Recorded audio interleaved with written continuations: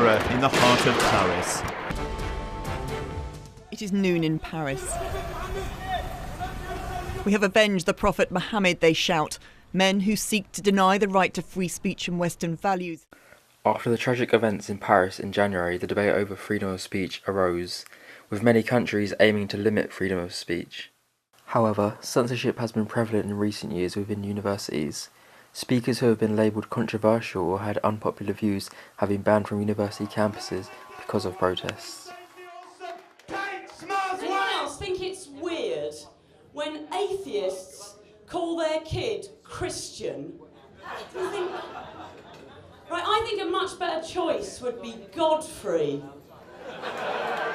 Spiked, an online current affairs magazine, created their own project, Free Speech University Rankings. My name's Tom Slater and I'm assistant editor at Spiked as well as coordinator of the Free Speech University Rankings. On the one hand, we really wanted to create an institutional challenge to both universities and student unions to say, hey, there's someone who is checking up for this sort of thing, and you better mend your ways, otherwise, prospective students, in the same way that they look at other university rankings, might look at it and say, hey, I want to go to university, I want to get involved in debate and discussion and student politics, and it may well work as a disincentive in that sense. So it was important for us to make that institutional challenge. One thing that we found was that whilst it was obviously very widespread and there were a lot of students who were agitating against it, there was really no kind of weight of evidence to A, show the outside world this was going on, but also to kind of tool up students with the information they needed to really take this on. So it stemmed out of that. We decided to offer the first assessment of UK universities for free speech, ranking all of them via red, amber or green in terms of their approach. And it launched this month, proving that, according to our findings, that 80% of UK universities censor speech to some degree. I mean, superficially, it's very clear that student unions are at the forefront of this.